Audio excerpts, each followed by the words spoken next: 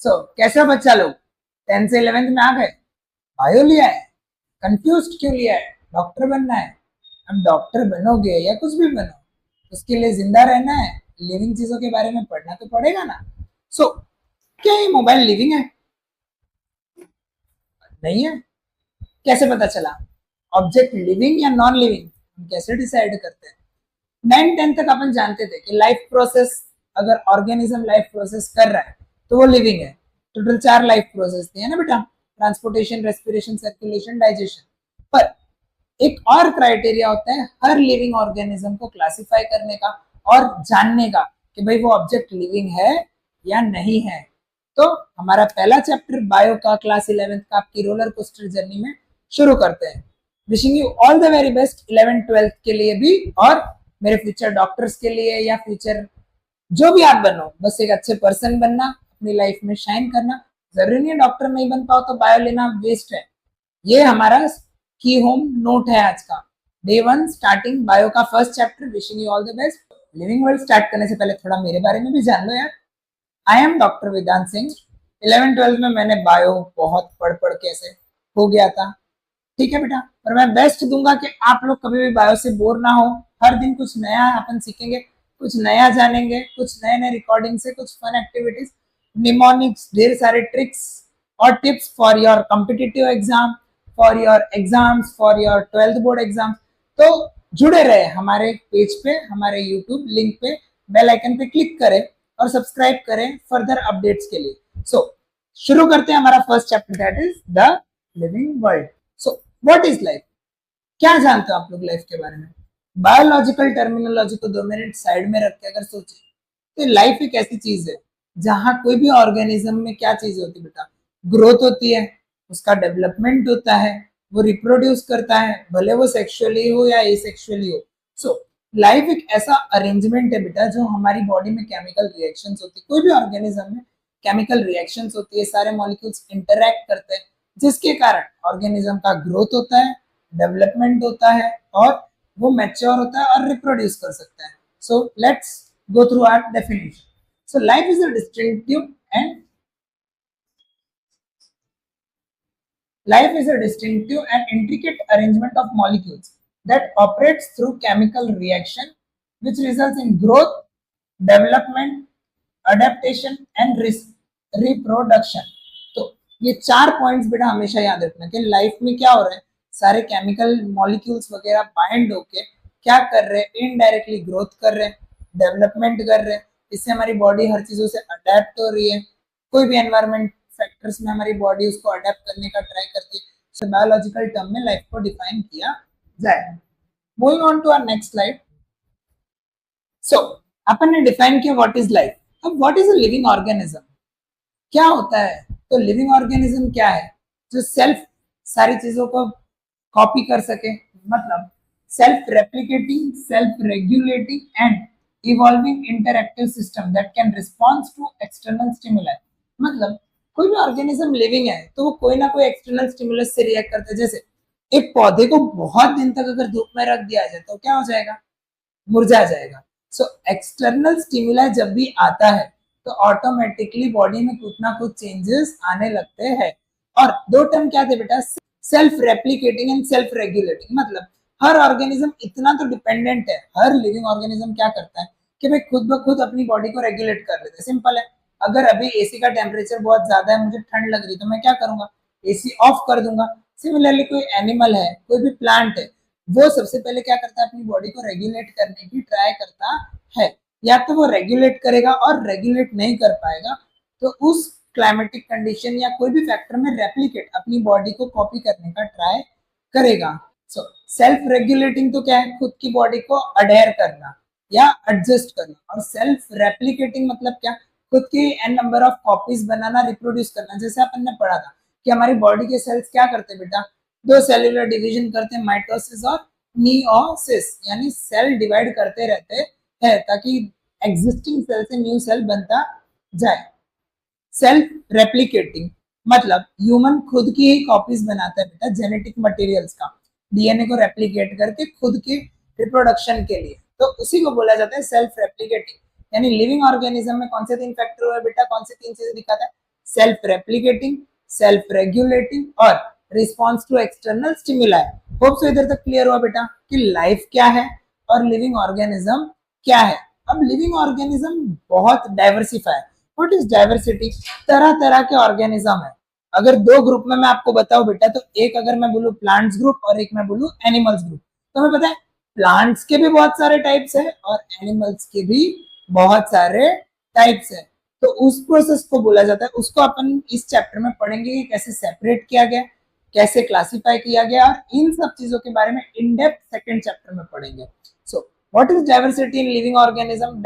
Already 9th में आप लोग नहीं पढ़े होंगे, कोविड के बाद ये चैप्टर कट हो चुका है, पर पहले 2018-19 तक 9th में एक चैप्टर था डाइवर्सिटी इन लिविंग ऑर्गेनिज्म, कि भाई लिविंग ऑर्गेनिज्म बहुत सारे तरीके के होते हैं, तो उनको प्रॉपर क्लासिफाई किया जाता है, जिसकी डिस्कवरी की थी आर.एच. विटेकर ने।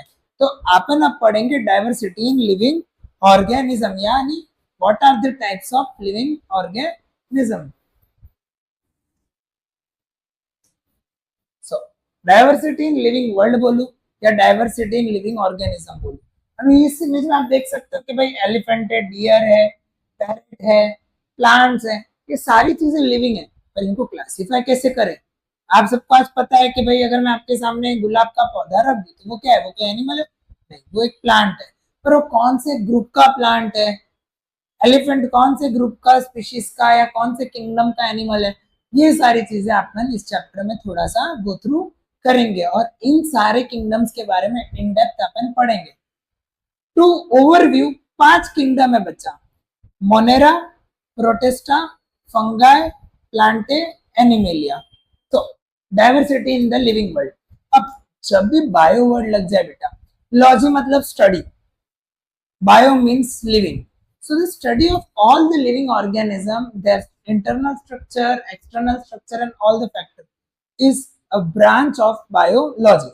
तो सेम बायो जब भी वर्ड लगे मतलब बेटा living.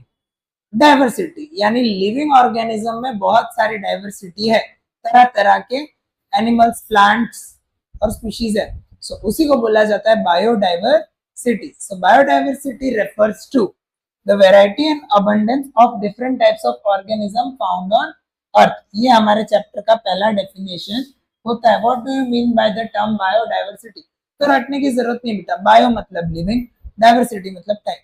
The types of living organism found on earth is known as biodiversity. Hope so इधर तक क्लियर हुआ। बढ़ते हैं हमारी अगली स्लाइड की ओर।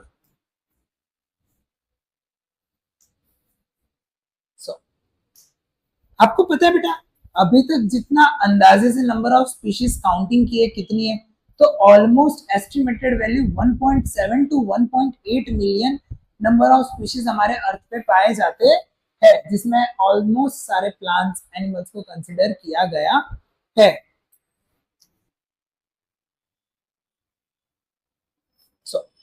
अब हमारी दूसरी सबसे ज्यादा इंपॉर्टेंट डेफिनेशन, ये नीट में भी कभी कभी एमसीक्यू में आती है और एग्जाम में वन लाइनर या डेफिनेशन के तौर पे आती है, that is taxonomy. So what is taxonomy? Taxonomy biology की ब्रांच है जो डील करती है सारे ऑर्गेनिज्म को अलग अलग क्लास में क्लासिफाई करना। जैसे सिंपल है, 11th अपन ने ली तो 2 ब्रांच आ गई, एक फिजिक्स केमिस्ट्री बायो, एक आ गई फिजिक्स केमिस्ट्री मैथ्स। अगर उससे भी ब्रॉड देखे तो 11th 2 में डिवाइडेड है, साइंस, कॉमर्स और ह्यूमैनिटीज। तो वैसे ही अपन को अभी तक पता है कि भाई 2 ग्रुप है, प्लांट्स और एनिमल्स, पर इसके अलावा भी दुनिया है। तो टेक्सोनॉमी वो डील करती है, taxonomy is branch of biology that deals with classification of organism. So taxonomy is the branch of biology that deals with the identification, classification and naming of organism। Taxonomy एक biology की वो branch है जो क्या deal करती है? Organism को classify करती है, ऑर्गेनिज्म को आइडेंटिफाई करती है और ऑर्गेनिज्म को नामकरण देने में मदद करती है। नामकरण मतलब क्या बेटा? नॉमेनक्लेचर। जैसे एक इंसान का बच्चा होता है तो उसको एक नाम मिलता है ना बॉर्न होने के बाद, तो वैसे हर ऑर्गेनिज्म का नेमिंग होता है, biological naming, which is termed as nomenclature. So what is taxonomy? एक बार रिपीट करेंगे, taxonomy is the branch of biology which deals with what? Classification, identification and nomenclature of an organism. Hope so इतना समझ आया बच्चा लोग?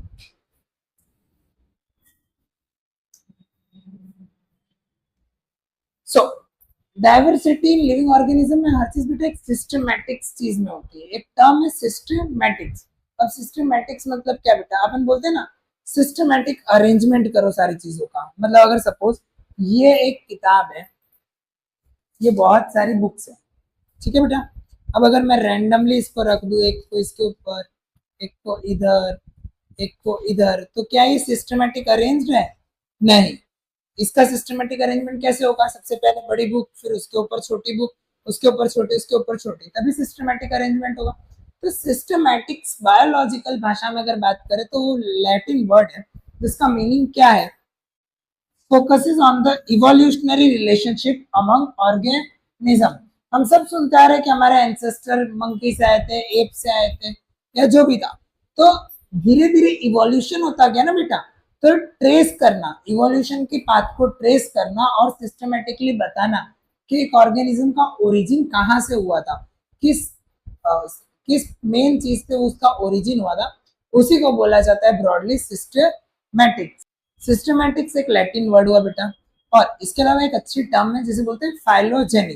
Phylogeny मतलब क्या बेटा? जो इवोल्यूशनरी रिलेशनशिप को ट्रैक करता है.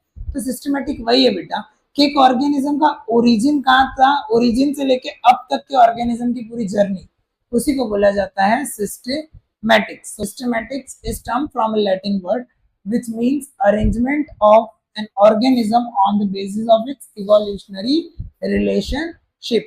It can be considered in the term of phylogenetic या phylogenesis. So moving on to our next slide. हमने पढ़ा बेटा टेक्सोनॉमी क्या था, है ना? एक बार और रिपीट करें तो टेक्सोनॉमी बायोलॉजी की वो ब्रांच है जो डील करता है ऑर्गेनिज्म को आइडेंटिफाई करना, ऑर्गेनिज्म को क्लासिफाई करना और ऑर्गेनिज्म का नामकरण करना, यानी नोमेनक्लेचर करना. तो सबसे पहले ऑर्गेनिज्म की कैरेक्टर को जानना है ना. अब सिंपल, एकदम सिंपल अज्यूम कर लो बेटा, अगर एक क्लास में 4 तरह के बच्चे हैं, एक जो कम पढ़ता है, एक जो बिल्कुल ही नहीं पढ़ता और बहुत शैतान है, एक जो एवरेज पढ़ता है और एक जो बहुत अच्छा पढ़ता है, तो मैं 4 बैचेस बना दूंगा कि जो कम पढ़ता है और जो बहुत शैतान है उसको मुझे ज्यादा टाइम देना है. तो बैचेस क्या, मुझे कैसे पता चला ये बच्चा कम पढ़ता है, या मेरा क्राइटेरिया क्या था सिलेक्शन का? तो मैंने सारे बच्चों का क्या जाना बेटा? कैरेक्टर जाना. तो उसी हिसाब से जब भी बायोलॉजिकल टर्म में किसी भी ऑर्गेनिज्म को क्लासिफाई करना होता है तो सबसे पहले उसके कैरेक्टर को जाना जाता है, फिर उसके कैरेक्टर के बेसिस पे उसको एक आइडेंटिफिकेशन मार्क दिया जाता है, और फिर उसको पर्टिकुलर जगह पे क्लासिफाई किया जाता है, और लास्ट में उसका एक नेमिंग दिया जाता है जिसको बोलते हैं नोमेनक्लेचर. तो बेसिक क्या है टेक्सोनॉमी का? Characterisation, identification, classification and nomenclature.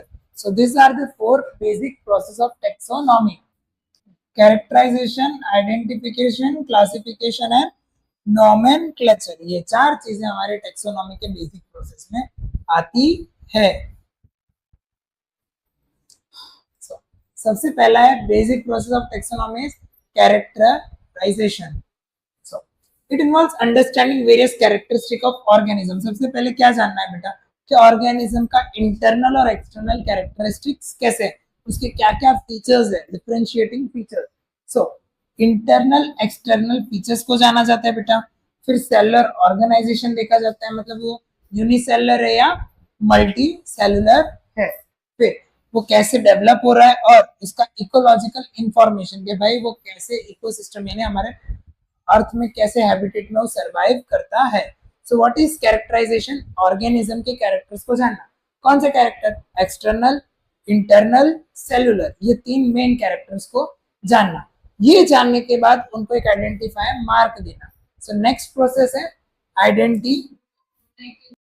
सो इधर तक समझा बेटा कि एक्सटर्नल, इंटरनल और सेलुलर ही उनके कैरेक्टराइजेशन है. अब एक्सटर्नल स्ट्रक्चर किसी भी ऑर्गेनिज्म की स्टडी को बोलते हैं morphology. The study of external structure of any organism is known as morphology, and the study of internal organisation of any organism is known as anatomy. सबसे इतना क्लियर हुआ. सो characterisation में कौन सी तीन चीजें बेटा? Study of external character, internal character and cellular characters. Next है identification बेटा। आइडेंटिफिकेशन मतलब क्या? It involves accurately describing the organism to enable proper naming. मतलब उनके कैरेक्टर को अपन ने जान लिया, आप एक्यूरेटली उनके कैरेक्टर को स्टडी करके अपन उनको आइडेंटिफाई करेंगे और फिर अपन उसको नेमिंग की तरफ क्लासिफाई करेंगे। हाँ, सो क्लासिफिकेशन क्या है बेटा? जब अपन ने कैरेक्टर्स को आइडेंटिफाई कर लिया, सेग्रीगेट कर लिया, अब इनको ऑर्गेनाइज करना है ऑर्गेनिज्म को सुटेबल कैटेगरीज में, पर्टिकुलर कैटेगरीज में इनको ऑर्गेनाइज करना है, उसे बोला जाता है क्लासिफिकेशन, उनके कैरेक्टरिस्टिक के बेसिस पे। तो अभी तक अपन ने तीन टर्म पढ़े बेटा। कैरेक्टराइजेशन सबसे पहला टर्म था कि एक्सटर्नल इंटरनल फीचर, उनको एक आइडेंटिफिकेशन मार्क दे दिया और फिर उनको क्लासिफाई करेंगे उनके कैटेगरीज में। ठीक है, अब चौथा है उनका naming, that is known as nomenclature.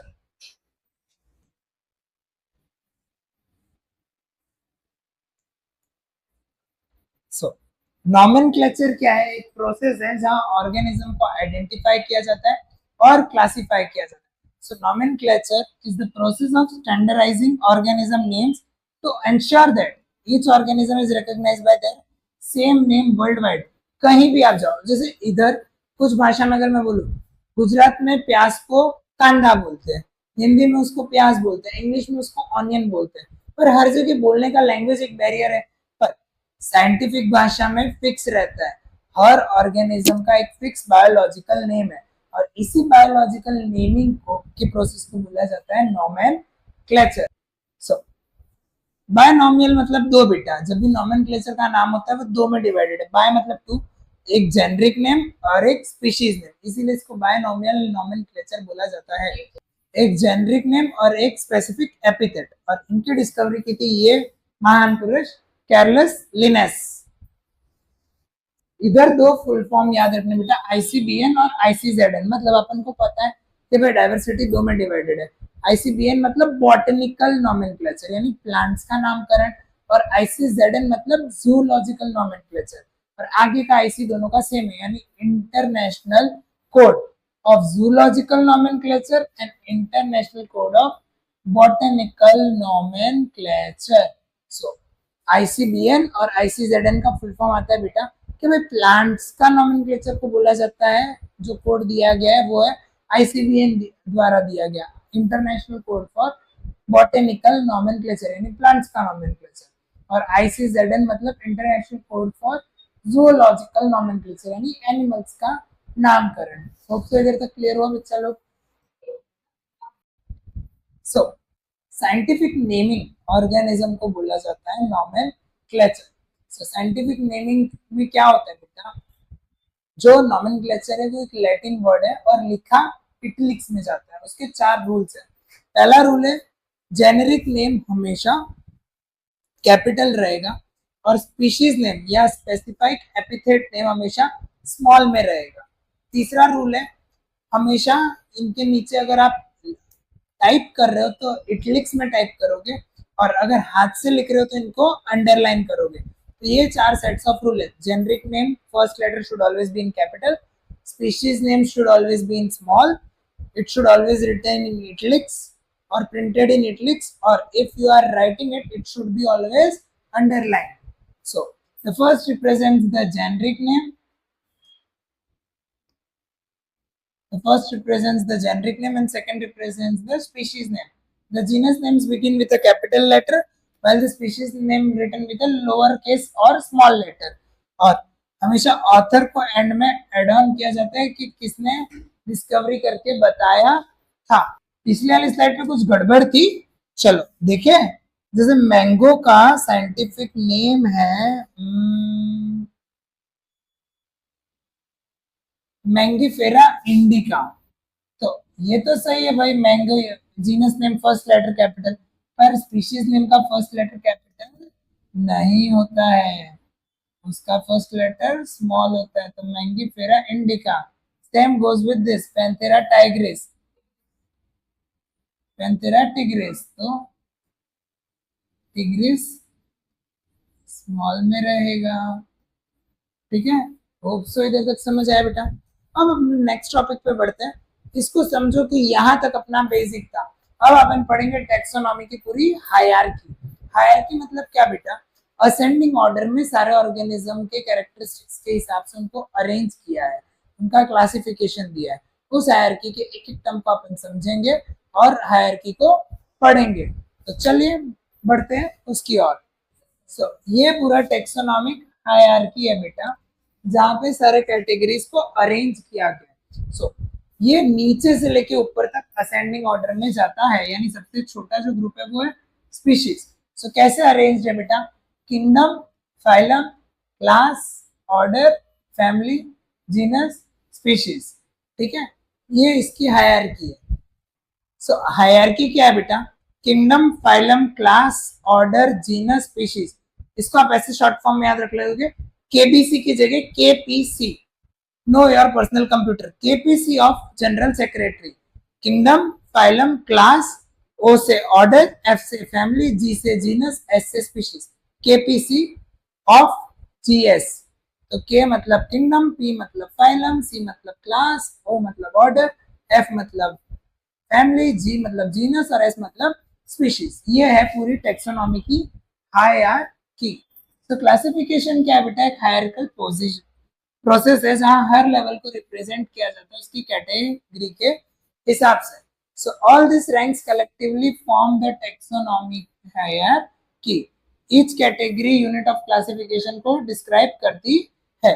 और जब ग्रुप ऑफ ऑर्गेनिजम्स को असाइन किया जाता है पर्टिकुलर कैटेगरी में, मतलब एक पर्टिकुलर कैटेगरी में ग्रुप ऑफ ऑर्गेनिज्म को डाला जाता है, उसको बोलते हैं taxon.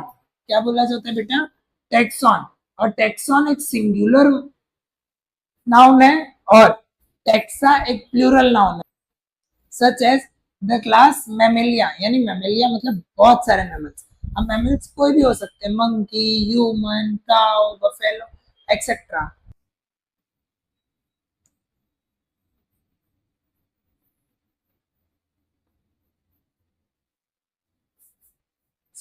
Kingdom, phylum, class, order, family, genus, species, ये हमारा टेक्सोनॉमी कैरेक्टर कैटेगरीज थी। अब सिंपल है बेटा, जैसे होमोसेपियंस, ह्यूमंस। ह्यूमंस एक होमोसेपियंस, होमो मतलब जीनस नेम और सेपियंस मतलब स्पीशीज नेम। तो ये इसी तरीके से अपन ने क्लासिफाई किया कि भाई सेपियंस स्पीशीज नेम है, होमो मतलब जीनस नेम है, और होमिनिडे यानी वो उस फैमिली से बिलोंग करते हैं, और प्राइमेट उनका ऑर्डर है, और इनका क्लास कौन सा है? मैमल ग्रुप से बिलोंग करते हैं। ये कॉर्डेट्स होते हैं। ये सारे टर्म्स आपको आगे बढ़ाएंगे बेटा। कॉर्डेट्स मतलब जिसका स्पाइनल कॉर्ड वेल डेवलप्ड होता है। और ये कौन से किंगडम से बिलोंग करते हैं? एनिमल किंगडम से बिलोंग करते हैं। तो एक ह्यूमन कैसे क्लासिफाई है? सेपियंस उसका स्पीशीज है, होमो उसका जीनस है, होमिनिडे उसकी फैमिली है, फिर कॉर्डेटा उसका ऑर्डर है, प्राइमेटा उसका ऑर्डर है, मैमेलिया उसकी मैमेलिया उसका क्लास है, और कॉर्डेटा और एनिमेलिया उसका किंगडम है।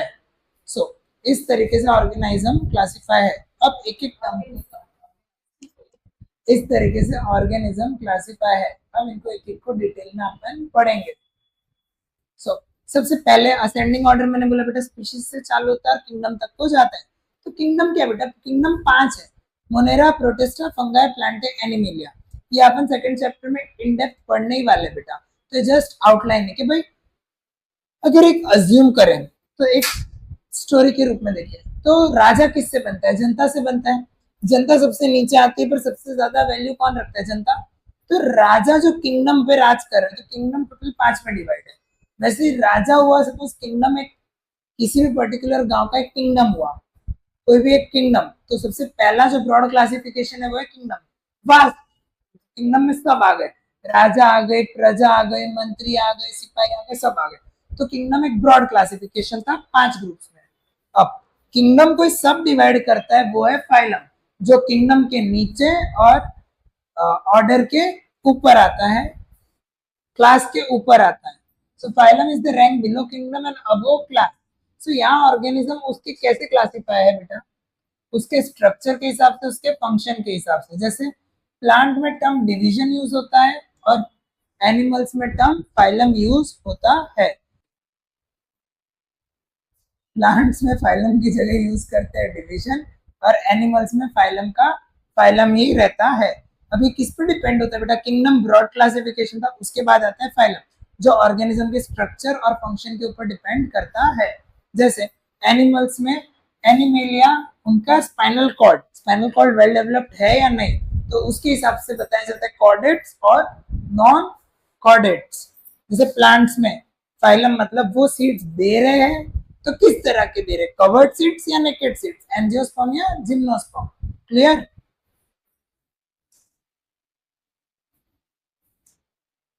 तीसरा आता है क्लास। क्लास क्या बेटा? फाइलम के नीचे और ऑर्डर के ऊपर।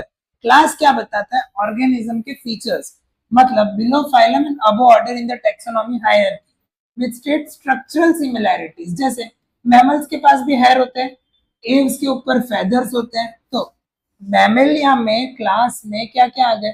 अब सारे मैमल्स के पास, ह्यूमंस, डॉग्स या व्हेल्स, इन सबके कॉमन कैरेक्टरिस्टिक क्या? नीचे आते आते बेटा कैरेक्टरिस्टिक्स को और ज्यादा सेग्रीगेट करते जाएंगे। भाई मैमल्स में सारे हेयर वाले ऑर्गेनिज्म, एव्स वाले किंगडम में यानी बर्ड्स वाले किंगडम में, एनिमल वाले किंगडम में बर्ड्स वाला क्लासिफिकेशन कि भाई जिसके फेदर्स है वो एव्स बोले जाएंगे, जो रेंग सकते हैं, जिनकी बॉडी पे स्केल्स है, वो रेप्टाइल्स बोले जाएंगे। किंगडम वास्ट क्लासिफिकेशन था, तो वहां सिमिलैरिटीज इतनी नहीं थी। अब धीरे धीरे आ रहे हैं ना, तो अपन स्पीशीज तक अपन स्पेसिफिक कैरेक्टर पे आते हैं, ऐसे याद रख लो।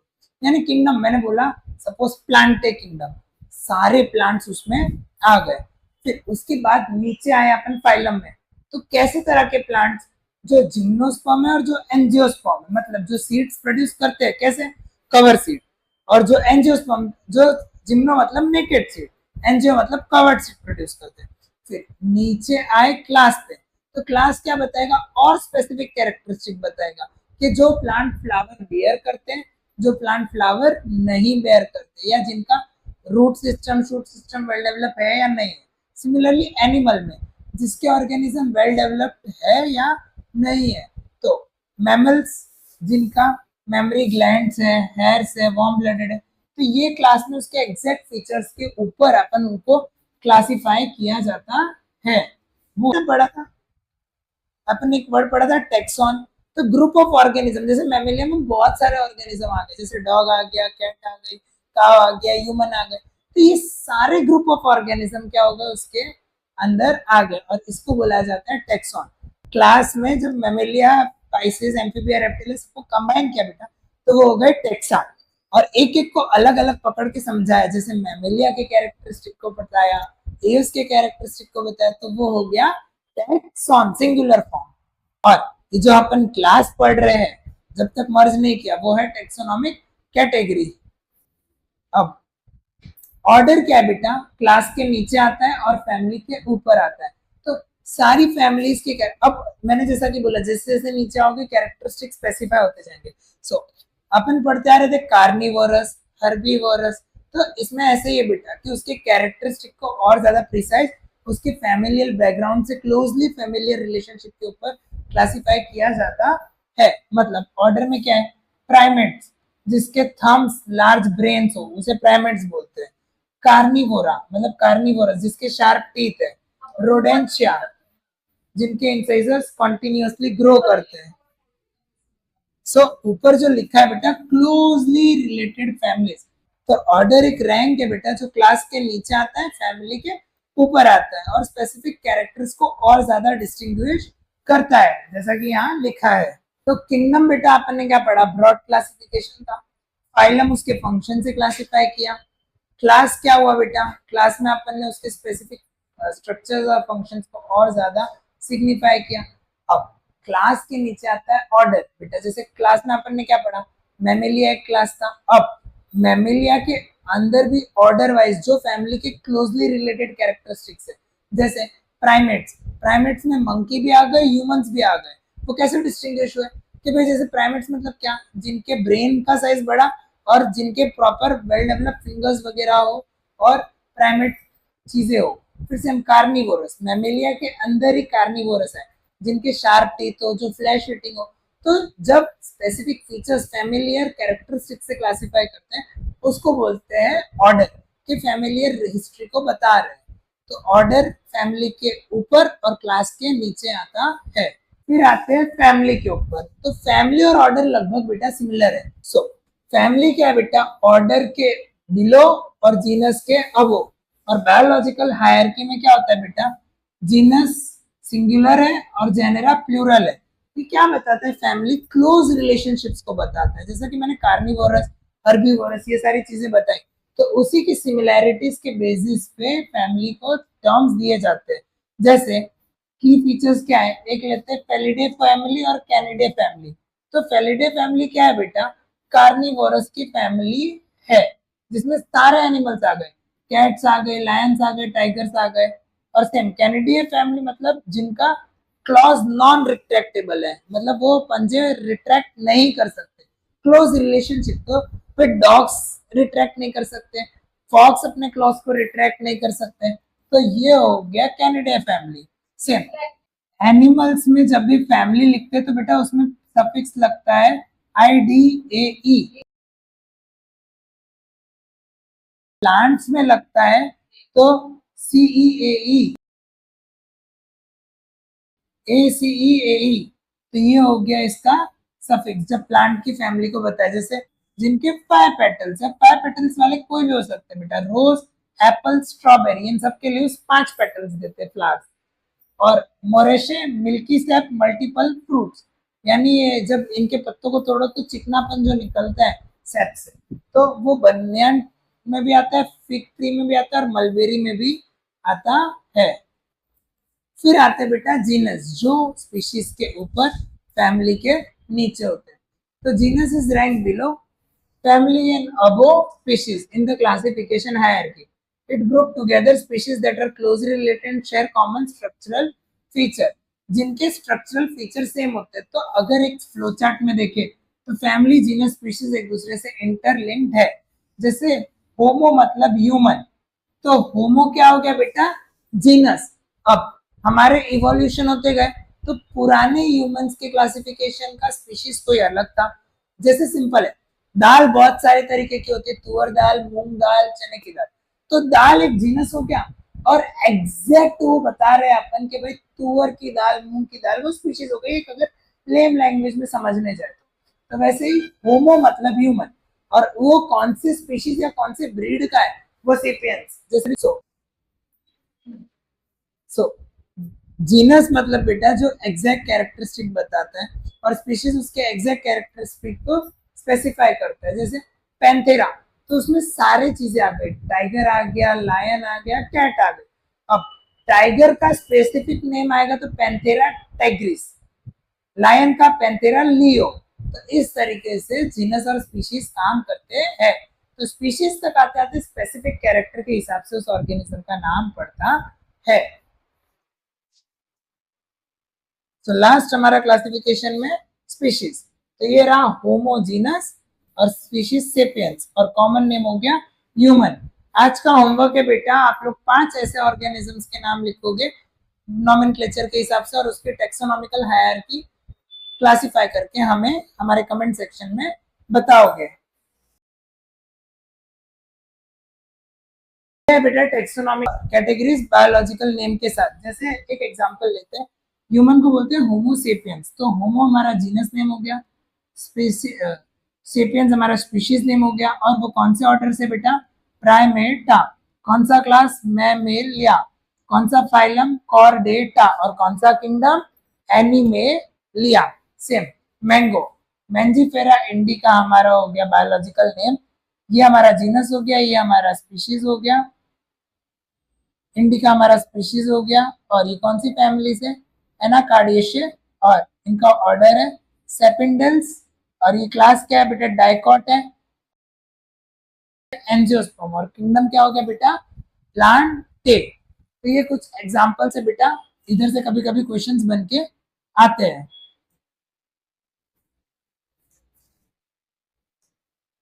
सेम ये भी वही चीज है, kingdom animalia, phylum Chordata, class Mammalia, order Carnivora, ये कार्निवोरस एनिमल है, फैमिली फिलेडिये, पेलिडे, फिर जीनस है पैंथेरा और स्पीशीज है टाइग्रिस।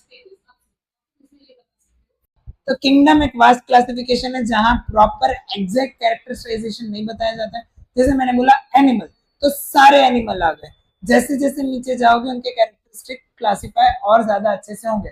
जैसे किंगडम एनिमेलिया है, इमेज में टाइगर दिख रहा है तो वो एनिमल है, इधर हमें बिल्ली भी दिख रही है वो भी एनिमल है। पर धीरे धीरे आओगे तो उनकी क्लासिफिकेशन कैसे करेंगे हायरार्की में, उनके कैरेक्टरिस्टिक के हिसाब से। अब दोनों की स्पाइनल कॉर्ड वेल डेवलप्ड है तो कॉर्डेटा हो गए, दोनों जिनके मेमोरी ग्लैंड्स वेल डेवलप्ड है, जो यंग वंस को प्रोड्यूस करते हैं, तो क्लास हो गया हमारा मेमेलिया। फिर ऑर्डर, अगर टाइगर की बात करें तो टाइगर कार्निवोरस है तो ऑर्डर आ गया कार्निवोरा। फैमिली है फिलेडे और फेलिडे, और दोनों का जीनस नेम क्या होगा पैंथेरा। पर एग्जैक्ट इसकी बात करें बेटा तो ये हो गया पैंथेरा टाइग्रिस, एक specific organism that is tiger. तो स्पीशीज पे आके हमें पता चलता है एग्जैक्ट हम कौन से ऑर्गेनिज्म या किंगडम से लेके स्पीशीज तक आके पता चलता है कौन से एनिमल या कौन से प्लांट या कौन से बैक्टीरिया के बारे में पढ़ रहे हैं। तो स्पीशीज पे स्पेसिफाई होता है उस ऑर्गेनिज्म का पर्टिकुलर नाम।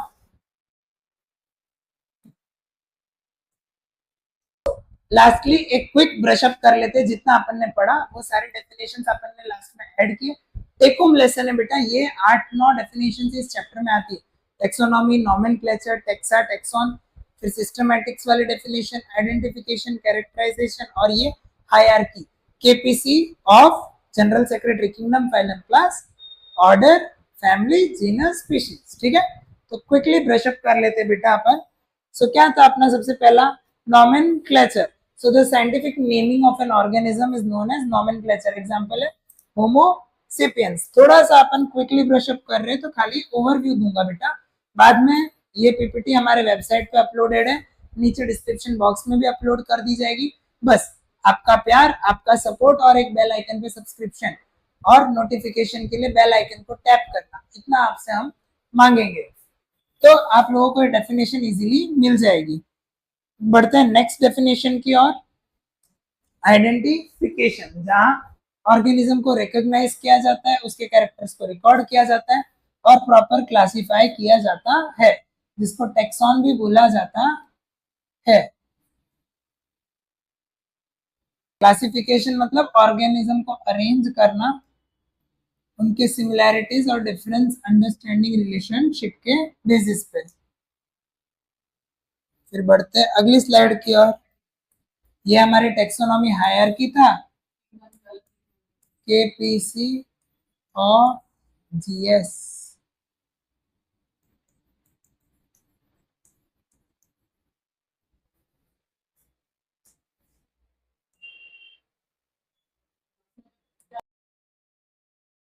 टेक्सोनॉमी मतलब जो साइंस की ब्रांच है जो डील करती है क्लासिफिकेशन, नोमेनक्लेचर और आइडेंटिफिकेशन ऑफ ऑर्गेनिज्म। फिर ये वापस उसके हायरार्की अपन रिपीट कर रही है। बार बार हाईलाइट करने का कारण है बेटा, यही एग्जाम में आता है, इसीलिए इसको हाईलाइट करके 3-4 बार हम बता रहे हैं। Show on the evolutionary relationship which is also known as phylogenesis या phylogenetic relationship। फिर आते हैं टेक्सॉन, एक पर्टिकुलर ग्रुप में या एक पर्टिकुलर कैटेगरी में multiple group of organism is known as taxon. So hope so बेटा क्लियर हुआ, kingdom, phylum, class, order, family, genus and species. So diversity in living organism या लिविंग वर्ल्ड, ये चीजों पर डिपेंड था। इसके एनसीईआरटी के क्वेश्चंस वगैरह सॉल्व करेंगे। सो टिल दैट टाइम मिलते हैं नेक्स्ट चैप्टर के लिए। तब तक आप लोगों से एक निवेदन है कि एनसीईआरटी की एक्सरसाइज सॉल्व करें, एक्स्ट्रा नॉलेज एक्वायर करें और ऑर्गेनिज्म को बेटा बायोलॉजी क्यूरियोसिटी से बनिए। तो जितने ऑर्गेनिज्म हो अपने दोस्तों के साथ उसको बायोलॉजिकल नाम में बुलाएं। जैसे अगर आप आलू खा रहे हो तो उसको बोलते हैं सोलेनम ट्यूबरोसम, तो बोलना आज हम टिफिन में सोलेनम ट्यूबरोसम लाए। तो इस तरीके से फन करते करते बायोलॉजी को एंजॉय करें। मिलते हैं अगली चैप्टर की ओर जल्दी। तब तक आप अपना प्यार कमेंट सेक्शन में, लाइक्स में, नोटिफिकेशन में, सब्सक्रिप्शन में बनाए रखें। Till that time stay tuned. Thank you.